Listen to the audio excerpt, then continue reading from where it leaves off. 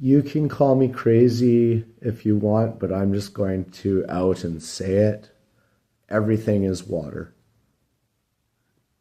Everything is water, is sound, is water, is sound. It goes in that order. Everything is water, is sound, is water, is sound. So in the end, that means everything is sound. But everything that is carried by sound is water. This is how I am explaining it.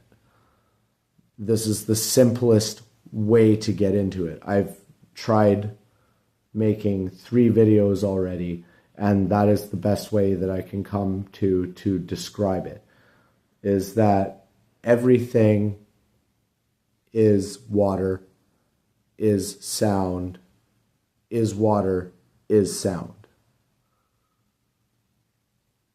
Because if you think everything is water, then you immediately have in mind everything around us is water. Okay, I hear you saying that, but I can't process it. Is sound. Okay, you just said everything is water. Is water. Sound is water. Water is sound. Therefore, water is sound.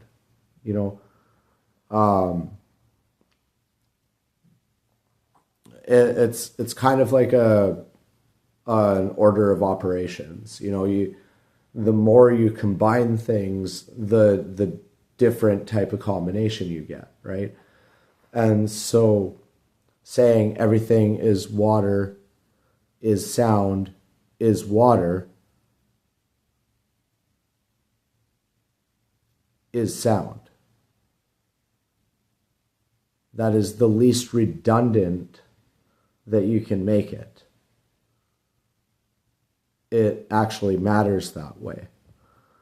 And if you reduce the redundancies of mankind's created nature, then you start to break everything down to the core components, which begins at sound, emitting a constant pulse of frequencies on virtually an unlimited scale. But we can only perceive so many of those frequencies with our own senses. And to break that down even further, then what is in common with everything we interact with? Under certain conditions, everything has a level of malleability. And in order to have a level of malleability, it needs to have a degree of a liquid state. Okay, so everything I'm saying can essentially be transformed into a liquid state. Now, if you break that down even further, I am conjecturing that if everything can be transformed into a liquid state, everything began as a liquid state. And what remains as a liquid state? Water. Water remains as a liquid state so long as it is at its base temperature. Everything has a triple point where it can be a gas, a liquid, and a solid at the same time. But water, when it's at its base temperature, remains liquid. Okay? Now, this goes against some of what science teaches, science conjectures that everything began as helium or a type of helium. But I would disagree because there's a specific moment in time that dictates existence. That is the only time that is that time, is when existence became existence. That is the one most stable point of time that we have to contemplate. And so that doesn't mean that everything already was always and just souped around until it became something. That's more to imply in terms of existence just beginning, is that it began as what we see around us. It completely changes the implications of time and space and everything. It makes everything much more physical than how even modern science interprets it. And the reason that everything is sound is because of the beginning of existence. The beginning of existence happened, and the first thing that happened was sound. And then sound happening as fast as the rest of existence became water through an immediate combination of frequencies, or an instant combination of frequencies on a near simultaneous level.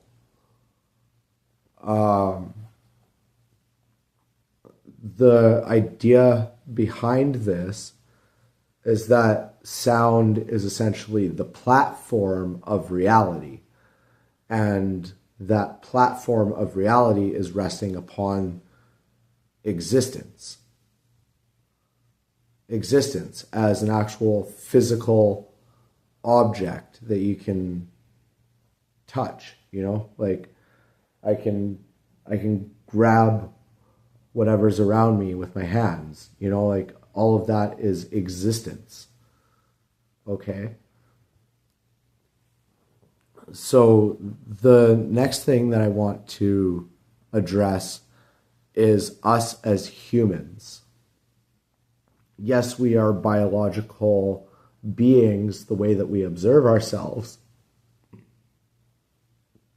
However, due to the nature of sound, we are actually a geometric framework that is separated from the rest of the nature of existence. We have a level of control over everything that nothing else has. We have a level of awareness of what is around us that nothing else has. And we can use this to our advantage like nothing else can. This has major implications in terms of our physicality.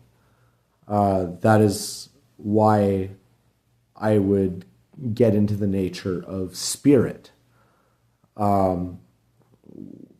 Spirit has to do with sound as well. It's a resonation of vibrational frequency.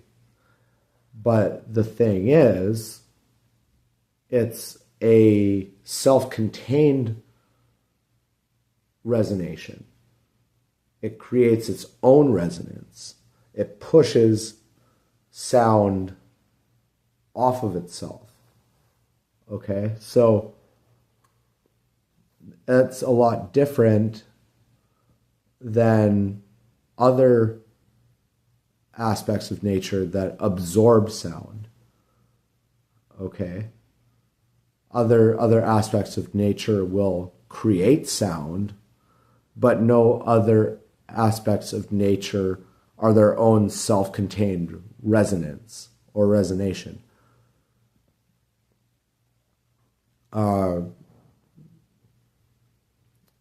So the concept behind that is sort of the idea that you would think of like when you hear about gods.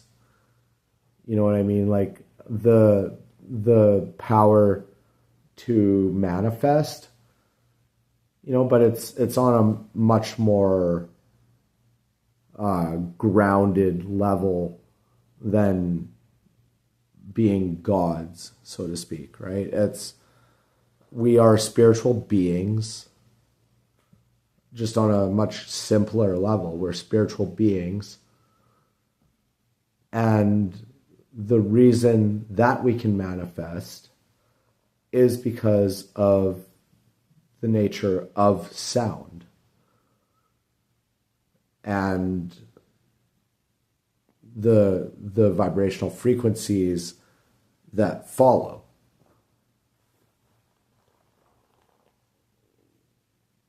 And the reason that we can manifest using these vibrational frequencies is because that at the most basic fundamental level of building blocks of nature, it is all self-contained by water. It's all a different configuration of water. My sweater is a different combination of water. My chair.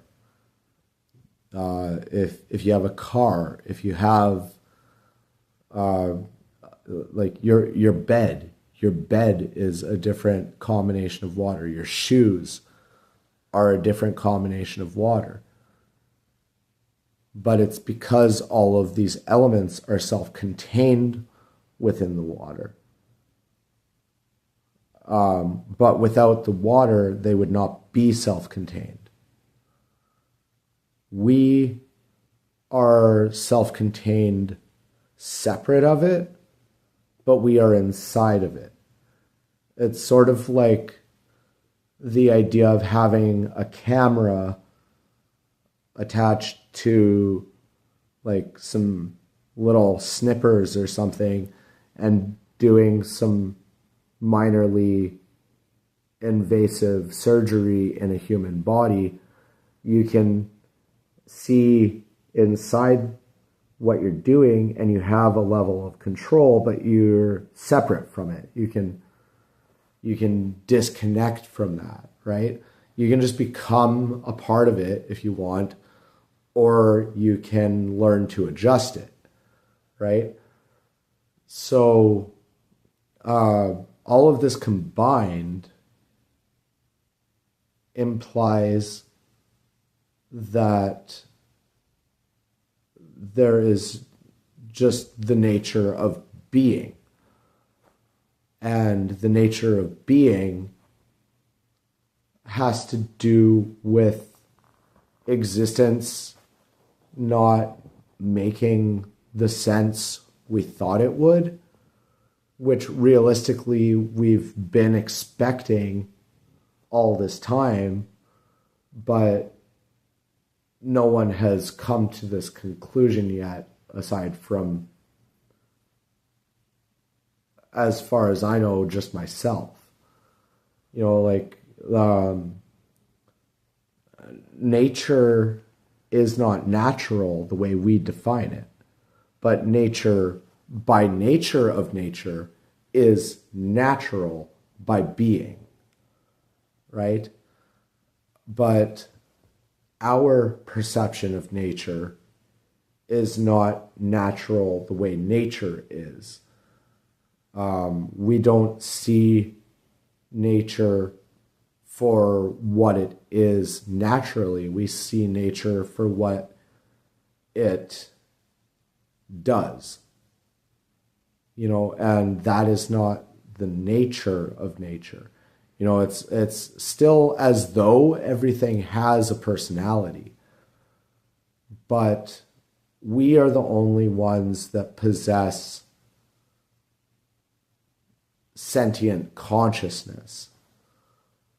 We are the only ones that possess abilities to alter our surroundings in a different way than our surroundings are.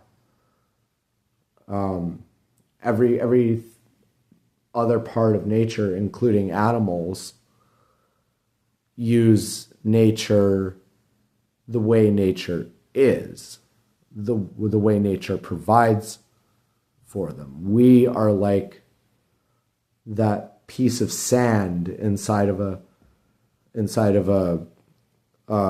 an oyster that's agitating everything, and it becomes a pearl because of all the layers that it builds up due to the oyster secreting like enzymes or whatever over top of the grain of sand.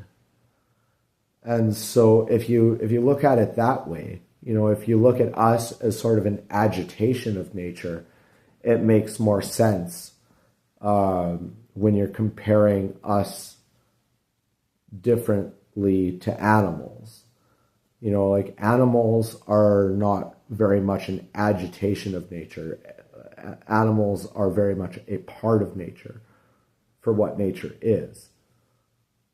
We are, you know, if nature were able to see us, it would probably think that we're completely bizarre.